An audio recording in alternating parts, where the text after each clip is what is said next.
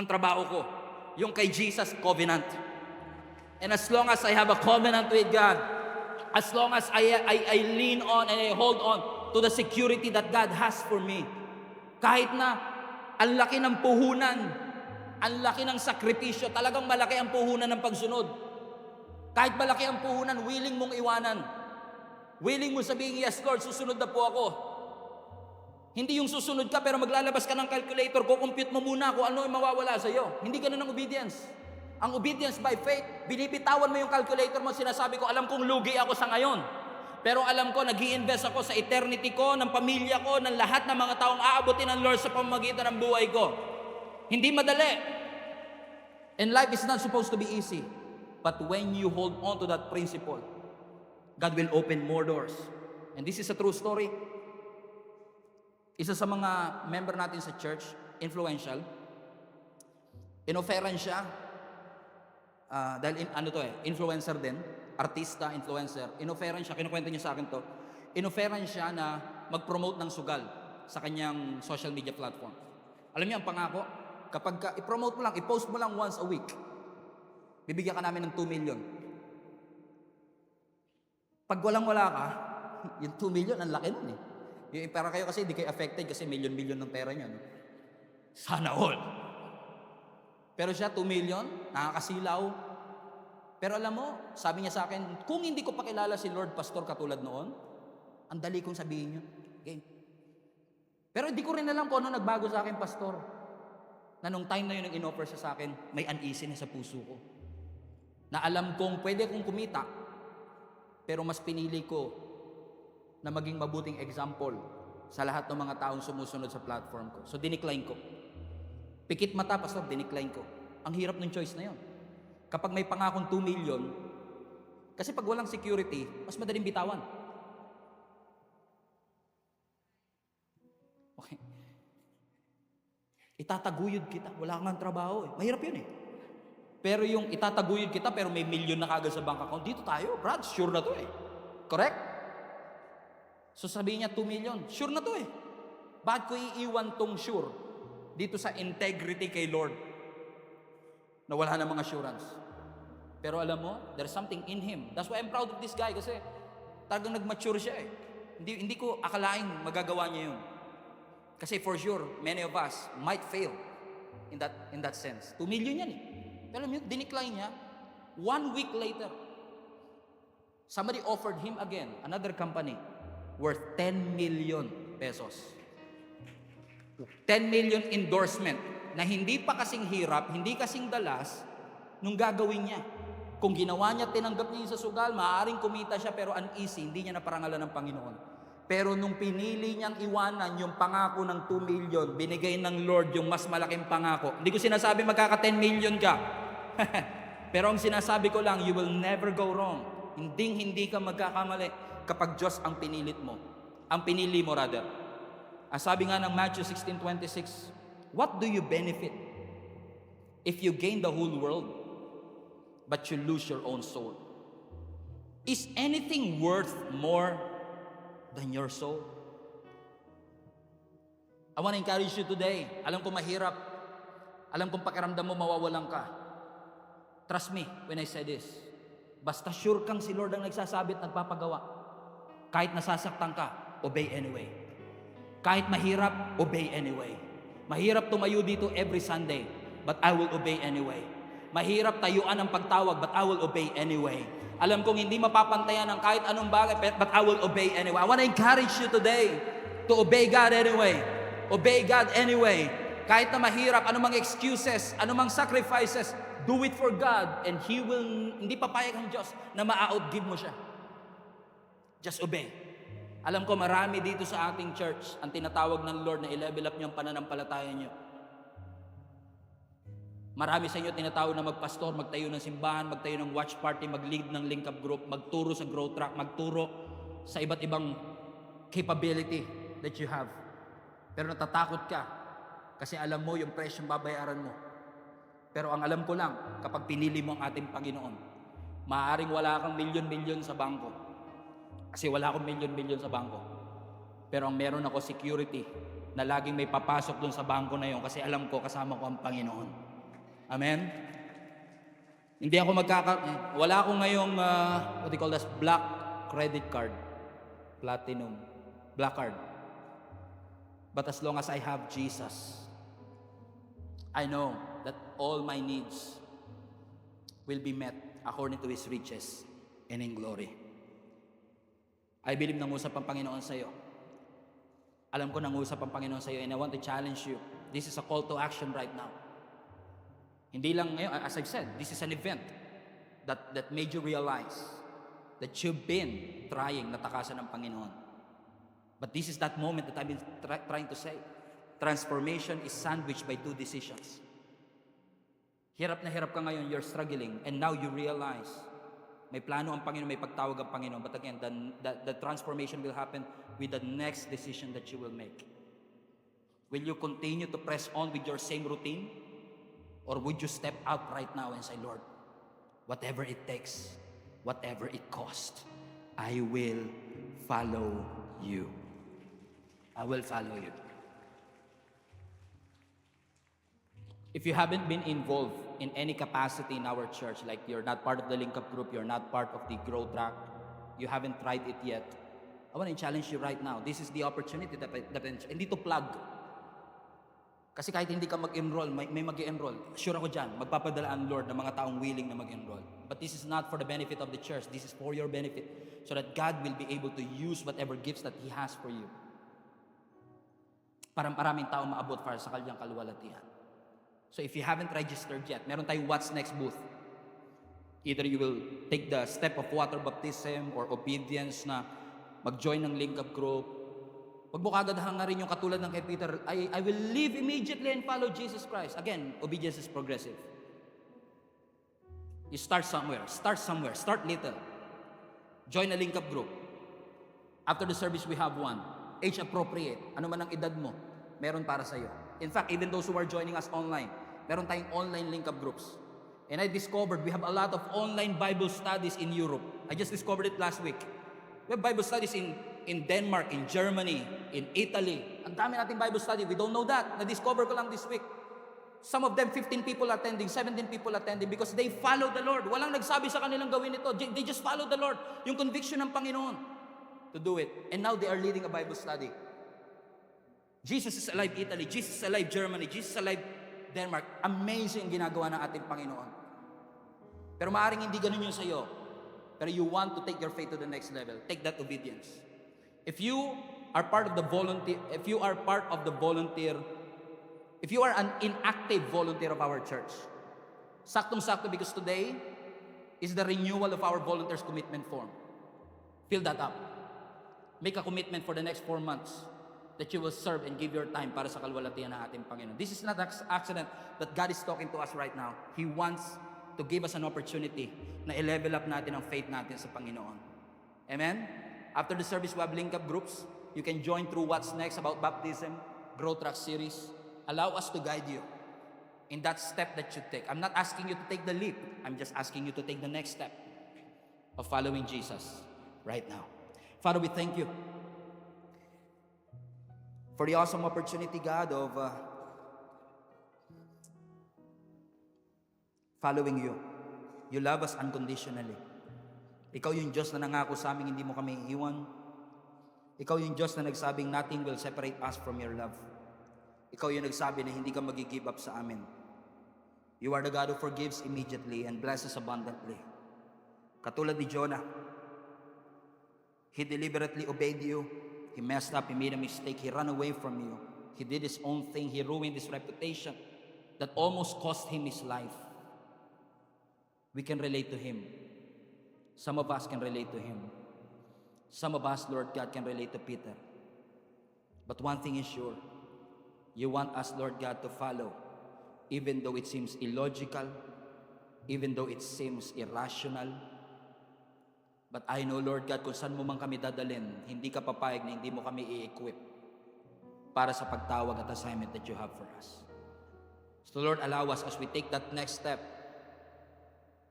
It is a simple fill up ng form, kausap ng tao. Nung nilagay nila at sinunod nila ang ating Panginoon, their nets were so full of fish that they began to tear. Yung lambat nila sobrang daming isda, muntik nang mapunit.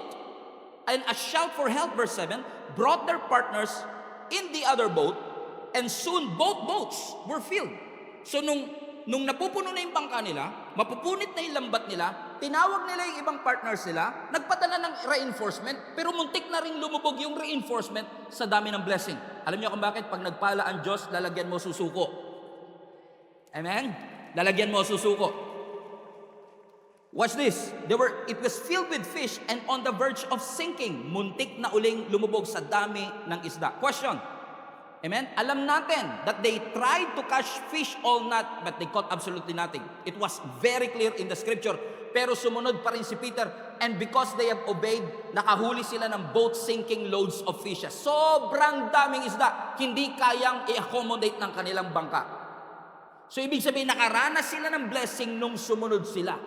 Pero gusto ko lang i-clarify, ang harvest wala sa dagat. Bakit ko nasabi yon? Galing na sila doon kagabi. So wala sa dagat ang harvest. Ang harvest nasa obedience nila. Comprende mga kapatid? Amen? So you have to understand, I'm trying to make a point here, na kapag sumunod ka, amen, may pagpapala. So nung sumunod sila sa Panginoon, nakahuli sila ng maraming isda. At hindi yun dahil sa dagat. Hindi yun dahil sa tubig. Hindi ka pinagpala dahil nasa Canada ka. Hindi ka pinagpala dahil nasa Amerika ka. Pinagpala ka kasi sumunod ka. So wala sa location ang blessing. Okay, naalala niyo si Naaman. Si Naaman, for example, di ba? Isa siyang military leader. Ang problema, may leprosy, may ketong. To cut the long story short, humingi siya ng tulong kay Prophet Elisha. He felt disrespected kasi hindi siya hinarap ni Elisha. Pero to some degree, out of his desperation, wala siya nagawa kundi sundin ang instruction na lumubog siya sa Jordan River. Hindi sinabi sa kanya kung ilang beses, ang sabi lang, lumubog ka sa Jordan River, which is back then in ancient history was considered to be one of the dirtiest bodies of water at that point. He might felt disrespected, pero ano ginawa niya? Lumubog siya. Nung unang lubog niya, hindi siya gumaling. Pinalubog siya uli, hindi pa rin siya gumaling. 6 na lubog, hindi pa rin siya gumaling. Posibleng naglalaro na sa isipan niya, this is stupid. I've been trying to do this. I've been trying to catch fish all night, but I caught absolutely nothing. Buti na lang hindi siya uminto. Nung pang-7 lubog niya, pag-ahon niya, yung balat niya naging kasing kinis ng balat ng sanggol. Nasa ng healing? Nasa tubig? Wala ang healing sa tubig. Kasi kung nasa tubig, unang lubog niya palang magaling na siya. Pero wala sa tubig ang healing. Ang healing nasa obedience niya. Amen? Ang blessing nasa obedience natin. Is that clear mga kapatid? So ibig sabihin, okay, I've established it already. The blessing is in our obedience. So when you obey, you should watch what God will do in your life. And through this text, ano ang tinuturo ng Panginoon sa atin through the text that we have? Ano ang tinuturo sa atin ng Panginoon with regards to obedience? Now, we have 3 things that we can learn from it. Sa lahat ng note takers, masaya sila ngayon, may points ako. Okay? Point number 1. Anong tinuturo sa atin ng text na ito pagdating sa obedience? Number 1, itinuturo ng text sa atin that obedience is progressive. Everybody say progressive. Okay? Bakit ko nasabing progressive? Tingnan nyo. Ang sabi ng verse 11, so they pulled their boats up to the shore, they left everything and followed Jesus Christ. Kahanga-hanga ito. Madalas itong maging laman ng preaching. Dapat maging katulad kay ni Peter, na willing iwanan ang lahat para sumunod sa Panginoon. It sounds inspiring, pero ilagay mo ang sarili mo. Kaya mo ba? Parang hirap, no? Naiiwan mo ang lahat para sumunod sa ating Panginoon? Parang extreme na yung kanyang pagsunod sa Diyos. Pero alam nyo, yung pagsunod ni Peter, extreme, pero hindi nagsimula sa extreme. Let me prove that to you. Kasi pag sinabi natin tulad dito, balik mo nga yung verse 11 na. Sabi, he left everything and followed Jesus. Usually, pag ini-interpret natin yan sa mga churches, si Peter, iniwan niya ang kanyang bangka. Iniwan niya ang business niya para sumunod kay Jesus. Kaya ikaw, iwanan mo ang ego mo. Iwanan mo ang selfishness mo. Iwanan mo ang bitterness. Lord, yes, iiwanan ko na po. Pero siya, hindi lang ego iniwan niya.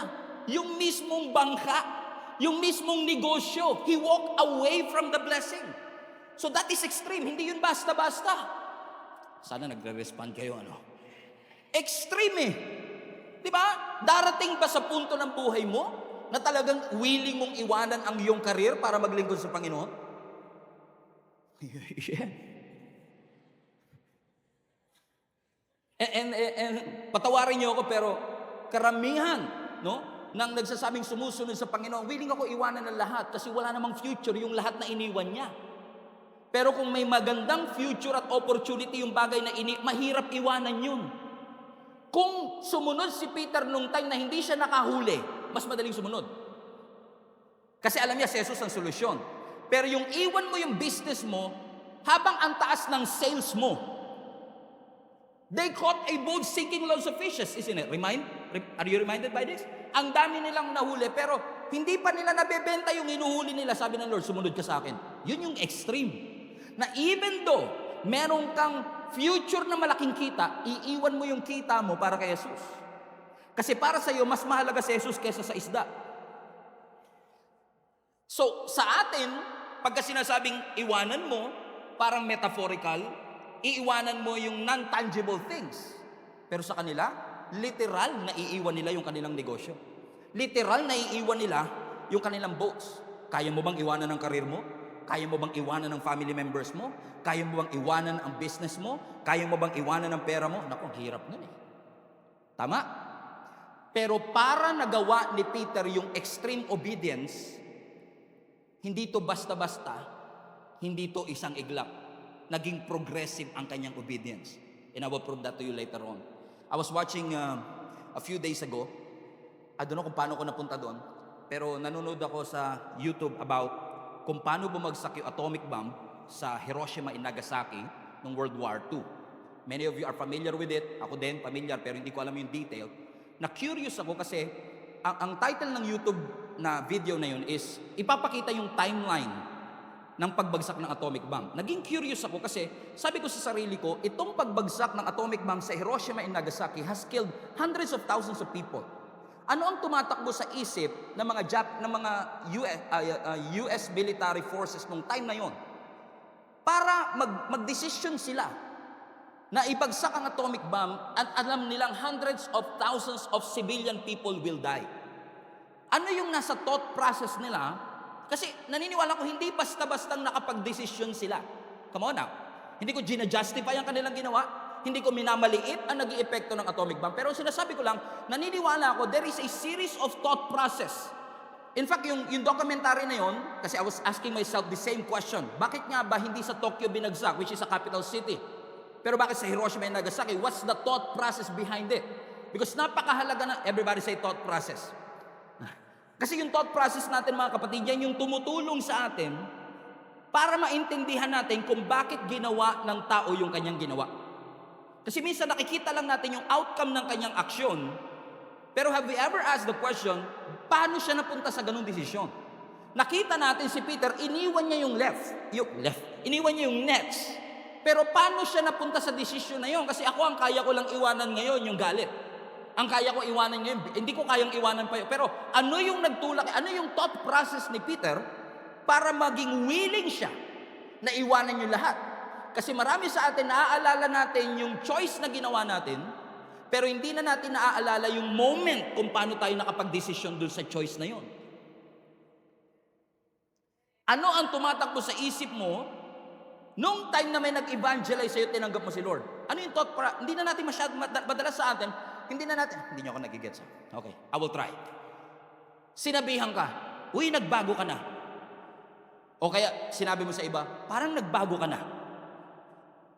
At madalas, kapag nagbago ka, marami sa atin, hindi rin natin alam kung kailan nag-start yung pagbabago.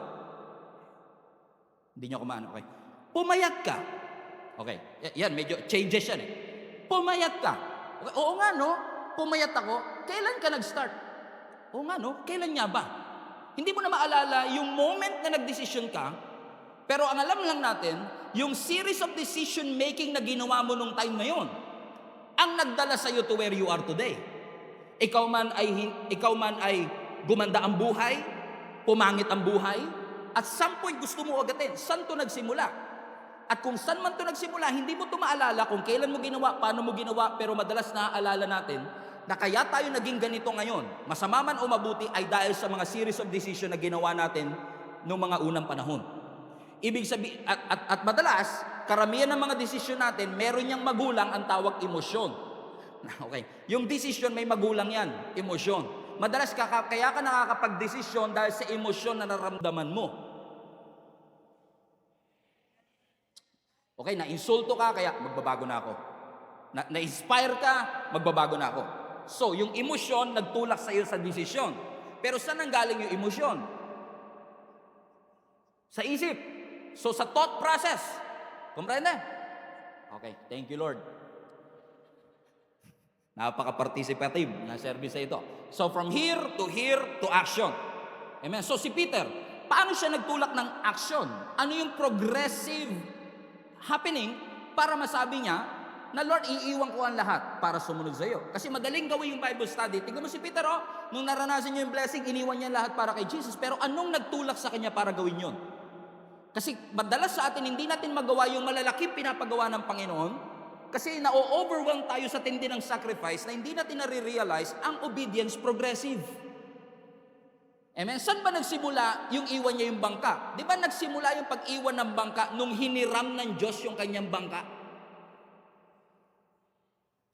Di ba? So, nung sinabi ng Lord Peram, sumunod siya, binigay niya. Ano ang sabi ng verse 3? Balikan natin yung verse 3. Ang sabi ng verse 3, stepping into one of the boats, Jesus asked Simon. It was not a suggestion, it is a command. Ang sabi ng Lord sa kanya, siyang may-ari, push it out into the water. So, ang unang command, okay ng ating Panginoon kay Peter, itulak mo ng konti. Madali yun. Anong mas madaling sundin? Yung itulak yung bangka o iwanan yung bangka?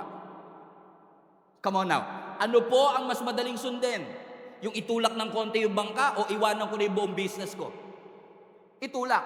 Kaya minsan tayo hindi maiwan yung pinapaiwanan kasi yung simpleng tulak hindi magawa. Ang obedience, progressive siya. Hindi ka hihinga ng Diyos ng sobrang laking bagay na hindi niya napapatunayan yung obedience mo sa simula. So, kung hindi tayo marunong sumunod sa konti, mas malalong hindi tayo makakasunod sa malaki. Okay, na be real to you. Okay, pwede ba ako maging totoo sa inyo? Minsan may nagsasabi sa akin, Pastor, pag 1 million na yung sweldo ko, magbibigay na akong tithes. Narinig nyo na po ba yan? Amen? Pero kung hindi mo kayang mag-tithes sa 1,000, mas lalong hindi mo kaya yung 1 million. Kasi yung 1,000, 100 lang yon. Yung 1 million, 100,000 yon. Amen? So, kailangan, para masabi natin we are really completely following Jesus, hindi ka naman hihingan agad ng Diyos na isang bagay na alam niyang will devastate you. Unti-unti kang tuturuan ng Panginoon because obedience is what? Progressive. So, siguro sabi ni Peter, okay Lord, sige, gagamitin mo yung bangka ko. Okay lang, total, nag-aayos pa naman ako ng nets ko eh. Wala namang mawawala sa akin kung gagawin ko to. So, it was not really a hard decision, pero hindi porket maliit, incomplete. Okay? Kasi minsan nga, ang liit na nga, incomplete pa eh. So hindi siya partial obedience, ha? Hindi porket maliit ang pagsunod, kailangan partial. Hindi porket maliit ang pagsunod, hindi ibig sabihin halfway. Ang partial obedience, disobedience pa rin. Ang halfway obedience, disobedience pa rin. So nung sinabi ng Panginoon, actually sa NIV to, New King James Translation, ang sabi ng Panginoon doon, put it out a little. So yung obedience nagsimula sa maliit lang. Itulak mo lang ng konti. Pagkatapos nito, ano nangyari? Nag-preach si Jesus, di ba? Pagkatapos mag-preach ni Jesus, anong sabi ni Jesus kay Peter? Nakalimutan nyo na agad? Bumalik kayo sa pangingisda and launch out into the deep. So kung inuna ni Jesus yung utos, punta muna kayo sa malalim. Mas mahirap sundin yun kaysa sa itulak mo ng konti yung bangka mo. But obedience is what? Progressive. Nagsimula sa itulak mo ng konti.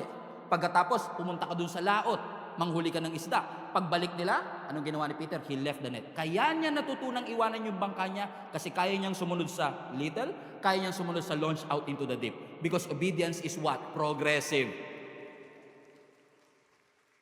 Amen. How many among you want your lives to be transformed? Gusto niyo mabago ang inyong buhay? Ako naniniwala, munti ko na pangalanan yung message na to na sandwich with 2 decisions. Because naniniwala ko ang tunay na transformation naka-sandwich sa 2 desisyon. Okay?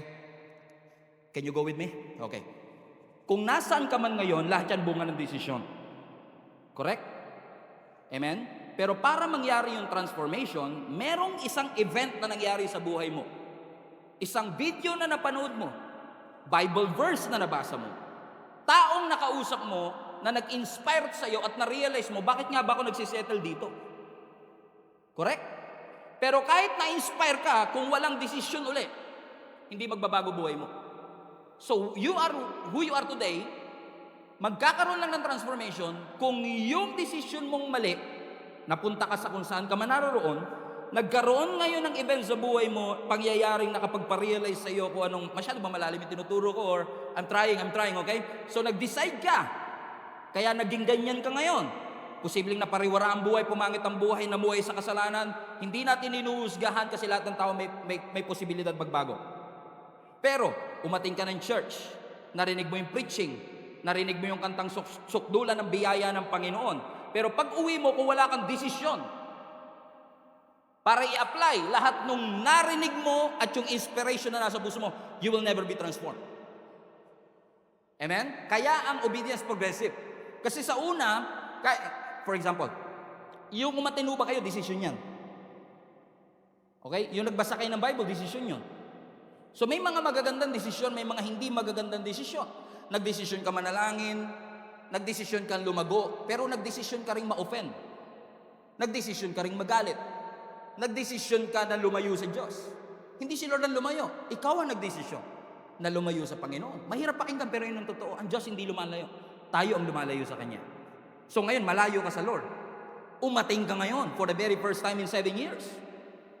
Na-realize mong mabuti ang Diyos, mahal ka ng Diyos. Oy, grabe Lord. Napakabuti mo, Pastor. Maraming salamat. Life-changing ang preaching. Pero magiging life-changing lang siya kapag nagdesisyon ka na sumunod sa Diyos. Amen? Comprende mga kapatid? It will only be transformational kapag na-correct yung behavior. Amen po ba mga kapatid? Kasi ako mismo, sinubukan kong takbuhan yung pagtawag ko. Hindi naman ako agad naging pastor. Kasi kung halimbawa, bagong-bago akong Kristiyano, sabi ng Lord, magpapastor ka. Parang, Lord, masyado malaki naman agad yung sacrifice. Di ba, nag-aaral pa lang ako, sige mag-aral ka, pero pag-graduate mo, akin ka. Parang hirap ka agad. Ang hirap agad, no? Pero alam mo, nagsimula sa desisyong mag-serve. Well, di ko alam na gagamitin ako ng Panginoon at i-give up ko ang karir ko para magtrabaho sa Kanya full time. Never. Kasi kung sinabi na kagad ng Lord yun, nung una palang encounter namin sa Kanya, baka tinakasan ko siya. Kasi nung alam ko nga may pagtawag ako, tinakasan ko siya. 3 years kong tinakbuhan. 3 years namin ni Jenny tinakbuhan ang pagtawag namin para maging pastor. Pero we have to make a decision. If we want our lives to be transformed, we have to make a decision. Alam mo, bago ako naging youth pastor, 15 years old pala ako, alam ko magiging youth pastor na ako. Alam ko magpapastor ako. Sa parang pala ng pananamit ko, yung polo ko hanggang dito, sarado. Ako ang laging chisa sa mga drama. So at some point, may clue ako Tinatawag ako ng Lord magpastor. Pero dahil ang tatay ko pastor, alam ko hirap ng pagiging pastor. 15 years old, kinonfirm ng Lord, magiging youth pastor ka, pero tinakbuhan ko. Pag tinatawag akong pastor, di ako maatin ng next youth service. Seriously. Because I cannot commit myself. Then all of a sudden, divine encounter came. Dati ang pangalan pa niyan, Encounter God Retreat. Divine encounter came. That moment, I still remember that. In fact, yung teacher nung divine encounter na meet ko, nung nagkaroon kami ng convention just a few weeks ago, and I told him the story. Alam niyo ba that I was trying to run away from the Lord for 3 years. And then I attended an event, Encounter God Retreat, and I encountered God that day.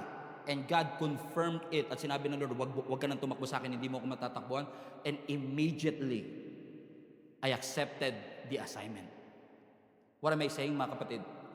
Kahit na napakaganda ng event, tumulo ang uhog mo, nagbayad ka ng 300 para sa divine encounter, kung hindi magkakaroon ng decision afterwards, your life will never be transformed. Amen? So ano ang mga bagay na pinapagawa ng Lord sa'yo? Kasi posibleng ngayon, habang nakikinig ka, this is a moment of realization. O nga Lord, ba't ako nagsisettle for less? Pero yung decision mo na yan, after the realization, ang mas mahalaga. After mong ma-realize kung anong mali, anong pagkukulang, anong dapat kong i-correct, yung decision mo pagkatapos na yun, ang hindi kalendaryo natin ang magbabago ng habits natin. Uy, January 1 na, magbabago na ako. Okay, New Year's resolution, hindi ka mababago ng January 1. Yung decision mo nung tumalong ka. Okay. Yung decision mo after ng Buena Noche, what do you call that? No, yung January 1, Medianoche. Yung decision mo nung araw na yon, hindi yung pinangako mo ang makakapagpabago ng iyong buhay. Bakit?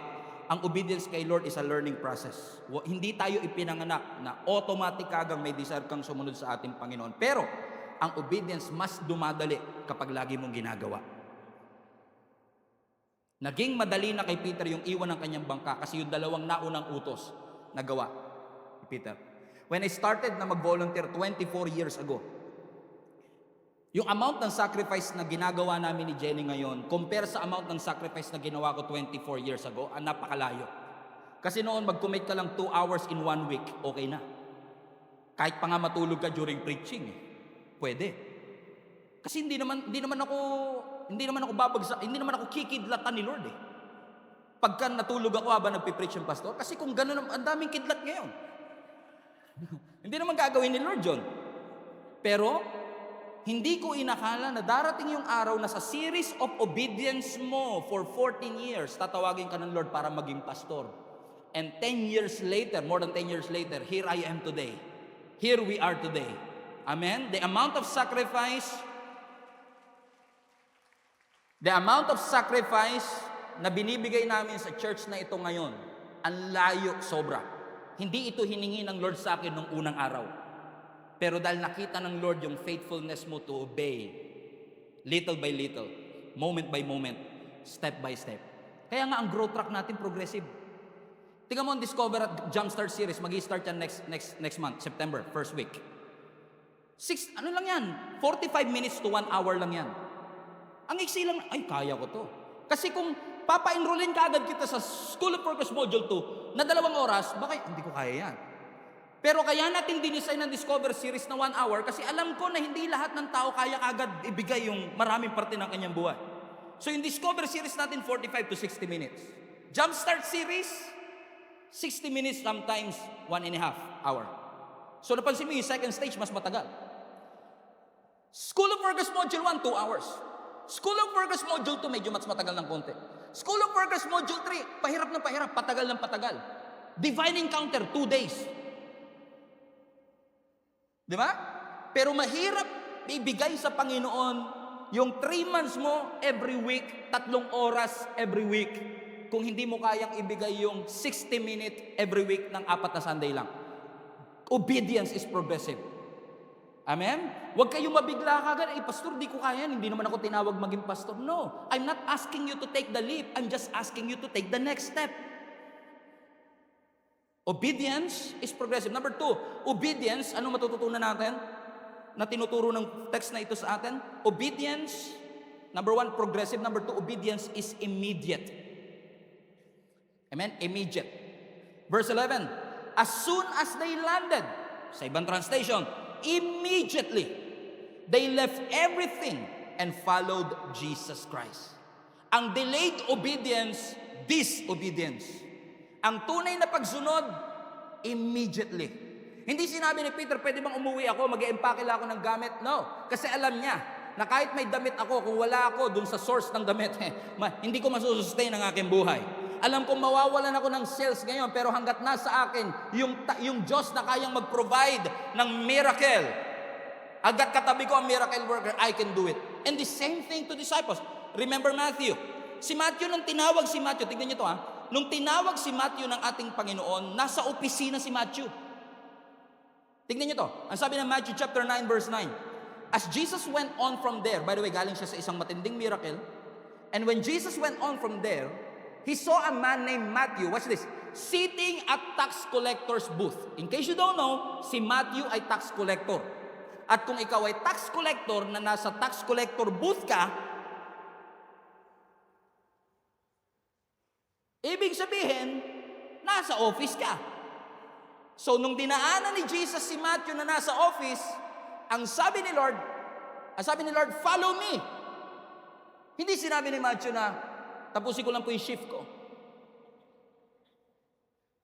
Sinabihan po ako ng boss, mag-OT ako ngayon. Hindi. Ang sabi ng scripture, Matthew got up and follow him. Tumayo siya. Hindi ko sinasabi, okay, listen. I'm not saying na bukas, bigla nyo iwanan ang inyong trabaho.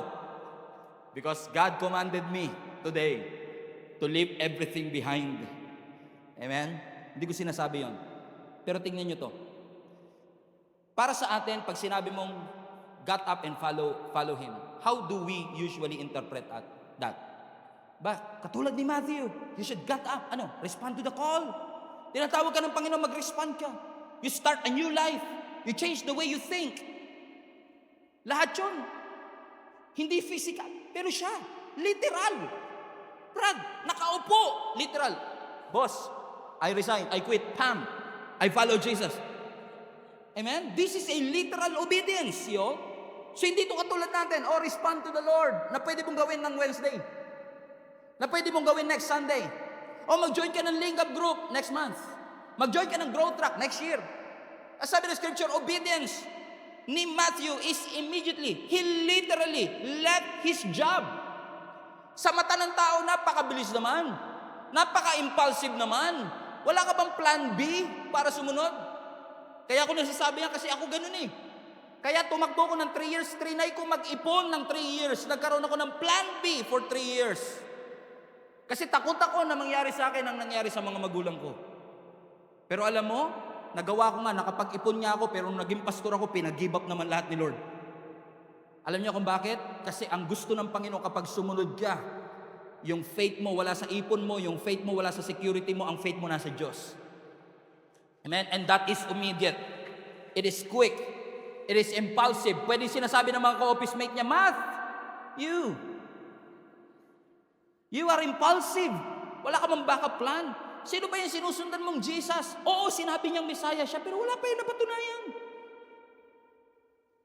It sounds stupid, it sounds illogical. Pero pero mangyayari lang ang obedience na immediate kapag na-realize mo kung sino ang Diyos sa buhay mo.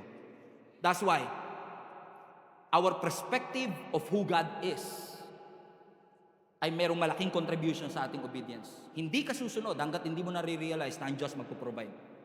Hindi ka makakasunod hanggat hindi mo nare-realize that yes, my company can give me salary, but only God can sustain me. Even in an economic crisis. Obedience is what?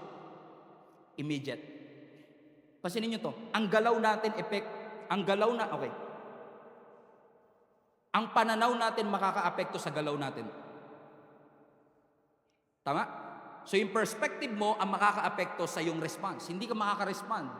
Kapag hindi mo nakikita, hindi ka nagkakaroon ng view of God who will sustain you.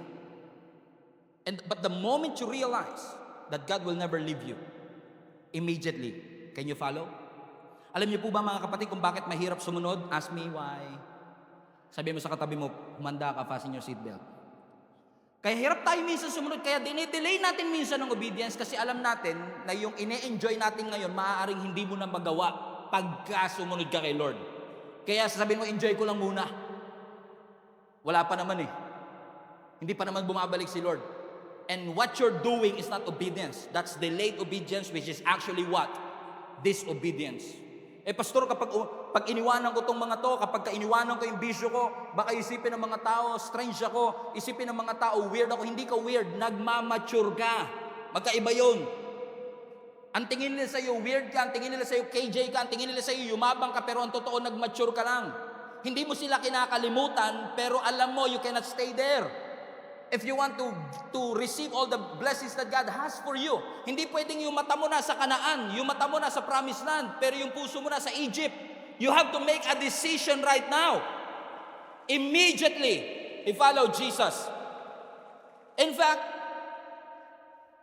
ang obedience mas madali kapag immediate. Obedience is easiest when it is immediate. Na minsan nakukonsume yung oras natin ng paano ko ba i-figure out ang kalooban ng Lord? Paano ko ba maiintindihan ang kalooban ng Lord? Instead na gawin natin ang kalooban ng ating Panginoon. And I'm not saying that kasi hypocrite ako, self-righteous ako. Kasi sabi ko nga sa inyo, di ba? 3 years din akong tumakbo. Na ngayon pinagsisisihan ko, what could have happened kung nung umpisa pa lang sinunod ko ng Panginoon? I just wasted 3 years. Dito rin naman pala ako babagsak. Tinakbuhan ko ang Panginoon, hindi ko pala matatakbuhan. You can run away from God, but you cannot outrun God. Pwede kang tumakbo sa Diyos, pero hindi mo siya mauunahan. Hahabulin ka ng pagtawag mo. Whew. Pastor, nag-aantay lang ako ng tamang panahon. Nag-aantay lang ako kung anong ministry. I'm just waiting for, ito gusto ko tayo, I'm waiting for the move of God. Wow. Question, are you really waiting? Or you are just hiding? Magkaiba yung waiting sa hiding. Pinagtatakpan natin yung pagtatago natin at sinasabi natin nag-aantay lang tayo. Hindi ka nag-aantay, nagtatago ka. Do not say no when God told you to go. Obedience is immediate. Dami na papailing, tinatawag magpastor.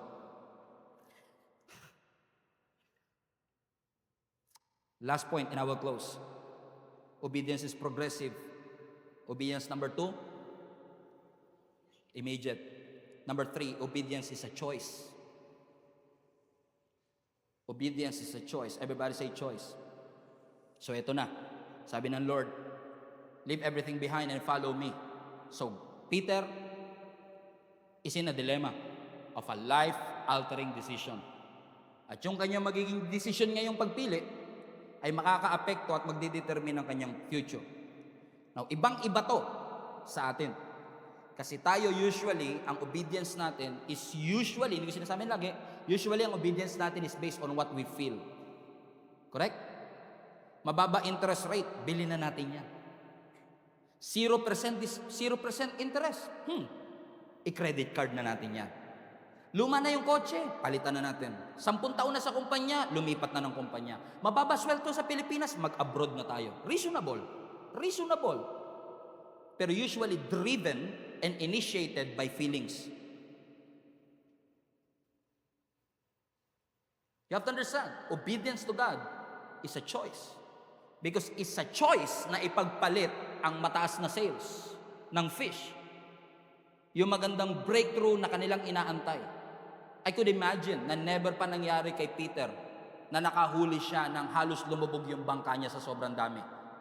Kasi kung nakahuli na siya ng ganun at nagtawag pa siya ng backup, malamang ang gamit niyang bangka mas malaki.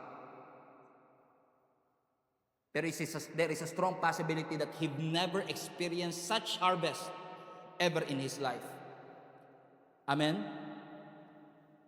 Nung bumalik siya dun sa laot, hindi dahil wala siyang choice. Pinili niyang sundin ng Panginoon kahit illogical. Mainit na, Lord.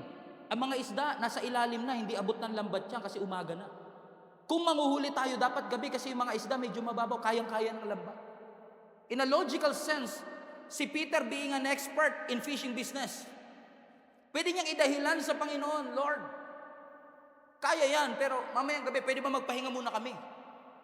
After all, he had a difficult decision to make. Mahirap pa magdesisyon na iwanan yung isdang maraming huli at sumunod kay Jesus? Yes. Pero mahirap ding sumunod kung galing ka sa frustration na hindi ka nakahuli nung gabi na yon. Tapos papabalikin ka ng Panginoon para manghuli uli. So he had a difficult choice. Agree ako sa pareho.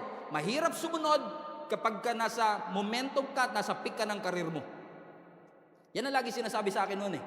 Ba't ka ngayon ka magpo-full time, nasa peak ka ng karir? Mahirap yon.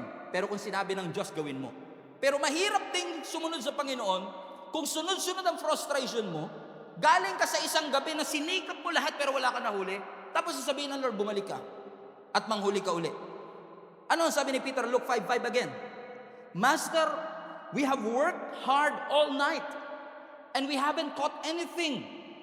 But because you said so, I will let down my nets. It was a failed night. It was a fruitless night. Si Peter, si James, and si John are still recovering from a long, frustrated night. Buong gabi silang nanghuli, wala silang nahuli. It's a rough night, fruitless labor. But they obeyed anyway. Sumunod pa rin sila kahit frustrating. Kahit na logically, naiintindihan ni Peter kung kailan dapat manghuli para maging productive ang panghuhuli. Na kung titingnan mo, balik mo ulit yung verse 5, anak.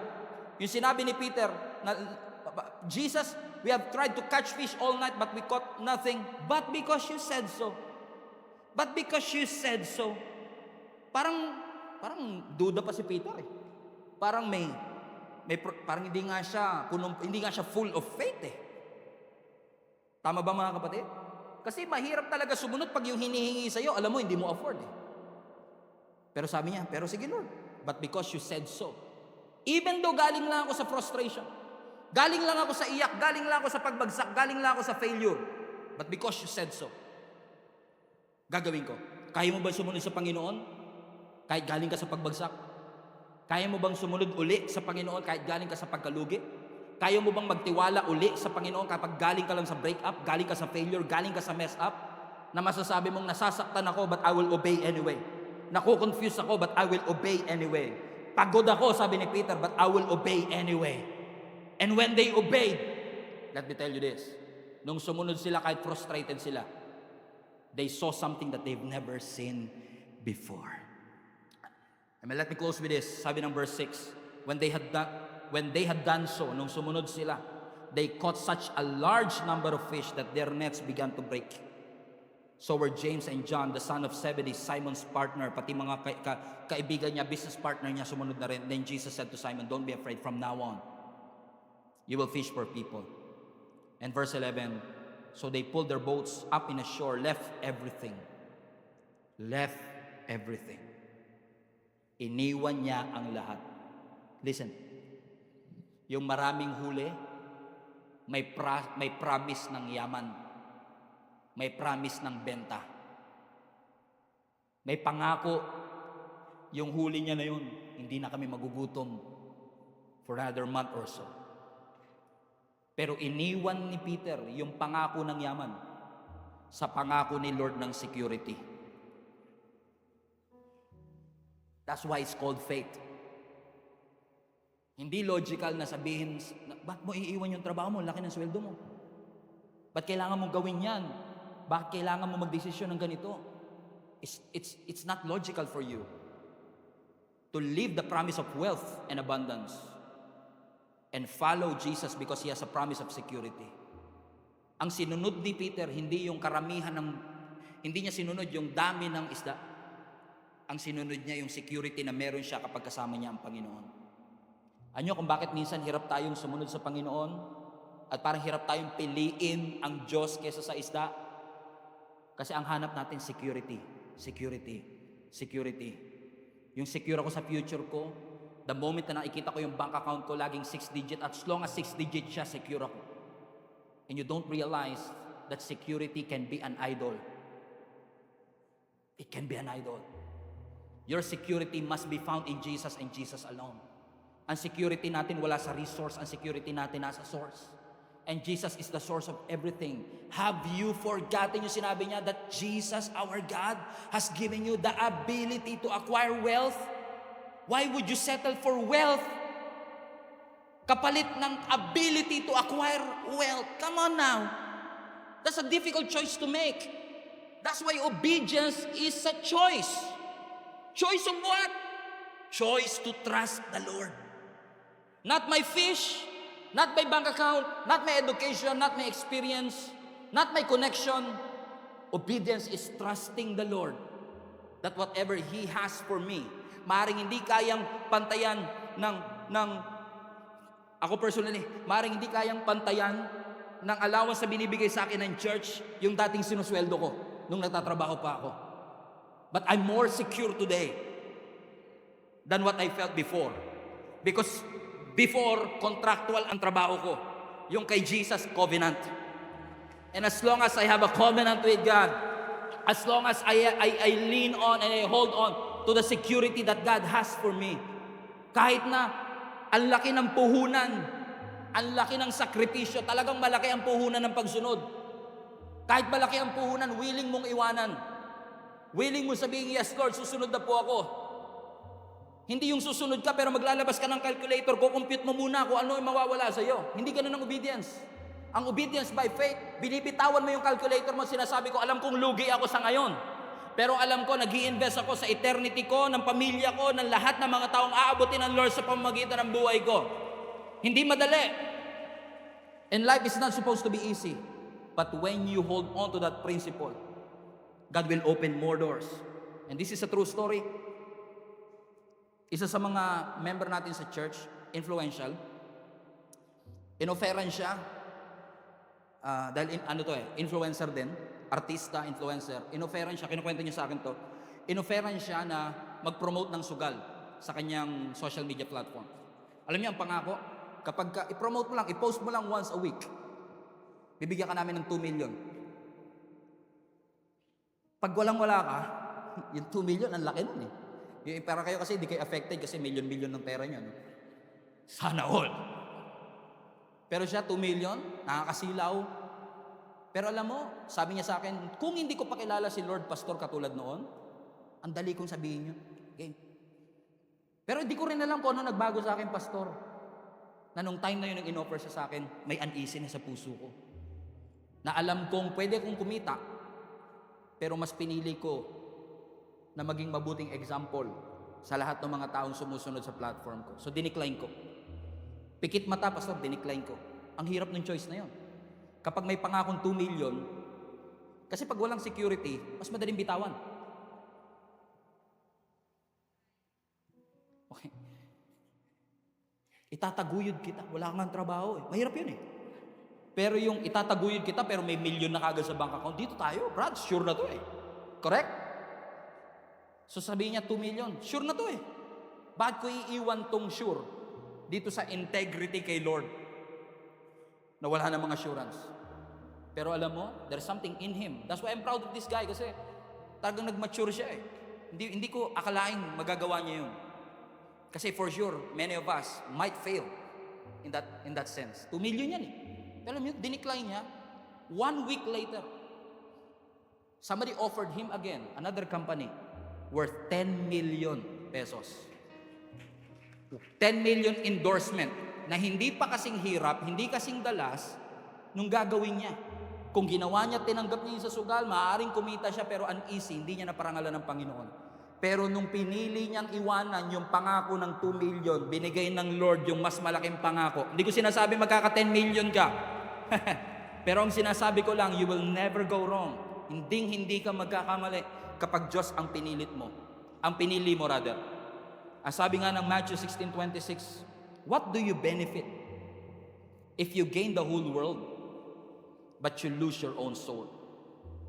Is anything worth more than your soul? I want to encourage you today. Alam ko mahirap. Alam kong pakiramdam mo mawawalan ka. Trust me when I say this. Basta sure kang si Lord ang nagsasabi at nagpapagawa. Kahit nasasaktan ka, obey anyway. Kahit mahirap, obey anyway. Mahirap tumayo dito every Sunday, but I will obey anyway. Mahirap tayuan ang pagtawag, but I will obey anyway. Alam kong hindi mapapantayan ng kahit anong bagay, but I will obey anyway. I want to encourage you today to obey God anyway. Obey God anyway. Kahit na mahirap, anumang excuses, anumang sacrifices, do it for God and He will, hindi papayag ang Diyos na ma-outgive mo siya. Just obey. Alam ko marami dito sa ating church ang tinatawag ng Lord na i-level up niyo ang pananampalataya niyo. Marami sa inyo tinatawag na magpastor, magtayo ng simbahan, magtayo ng watch party, mag-lead ng link up group, magturo sa growth track, magturo sa iba't ibang capability that you have. Pero natatakot ka kasi alam mo yung presyong babayaran mo. Pero ang alam ko lang, kapag pinili mo ang ating Panginoon, maaaring wala kang milyon-milyon sa bangko. Kasi wala akong milyon-milyon sa bangko. Pero ang meron ako security na laging may papasok dun sa bangko na yun kasi alam ko kasama ko ang Panginoon. Amen? Hindi ako wala akong ngayong, what do you call this, black credit card. Platinum. Black card. But as long as I have Jesus, I know that all my needs will be met according to His riches and in glory. I believe nangusap ang Panginoon sa iyo. Alam ko nangusap ang Panginoon sa iyo and I want to challenge you. This is a call to action right now. Hindi lang ngayon, as I've said, this is an event that made you realize that you've been trying na takasan ng Panginoon. But this is that moment that I've been trying to say. Transformation is sandwiched by two decisions.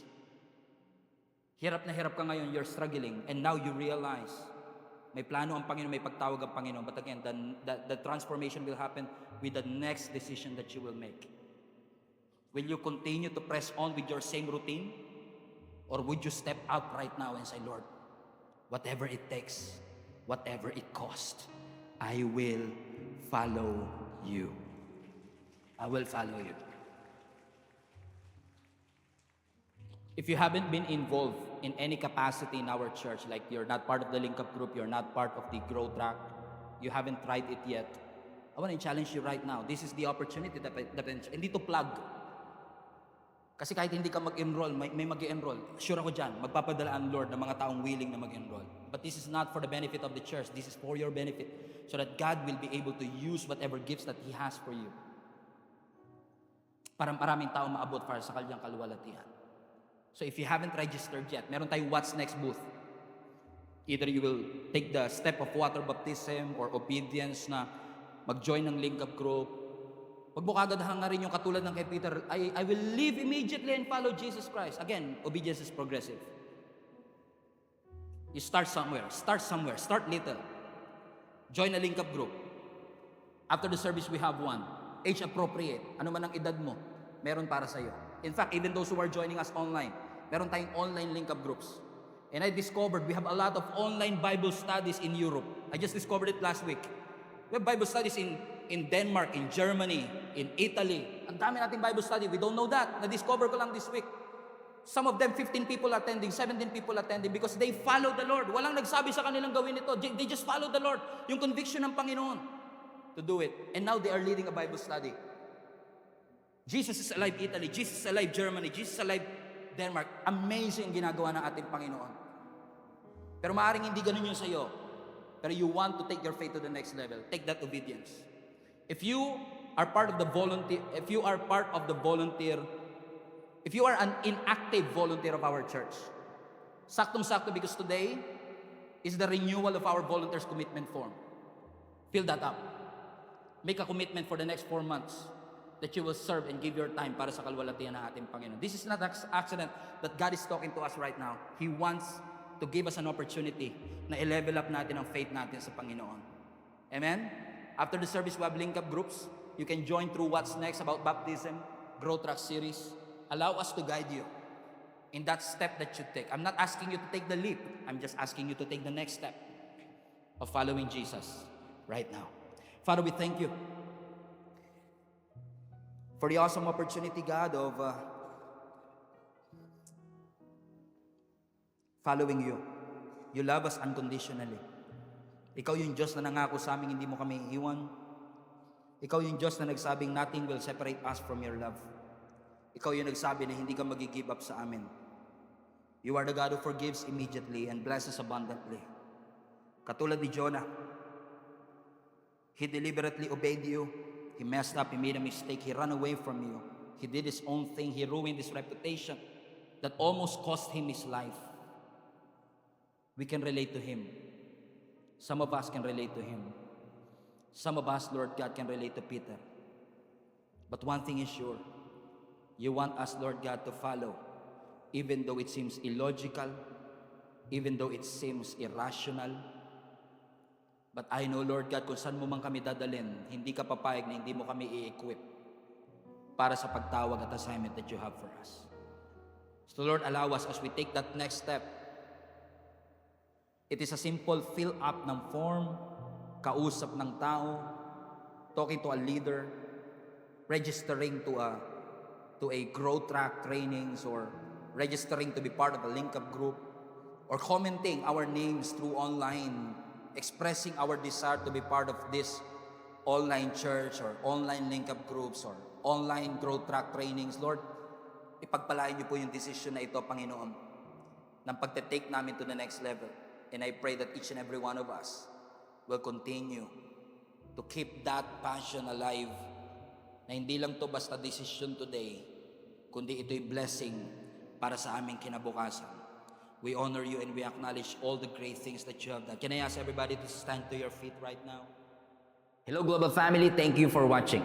If this message have impacted your life, please consider subscribing. Let us know in the comments what God spoke to you today. Where are you streaming from? Or how can we pray for you? We pray in Jesus' name that we will continue to advance God's kingdom through the spreading of His Word through this online platform that we have. If you want to support the ministry of Jesus is Alive community, I want to encourage you to support financially and give. Go to our website, gsmnb.com/give, for you to know all the ways that you can support this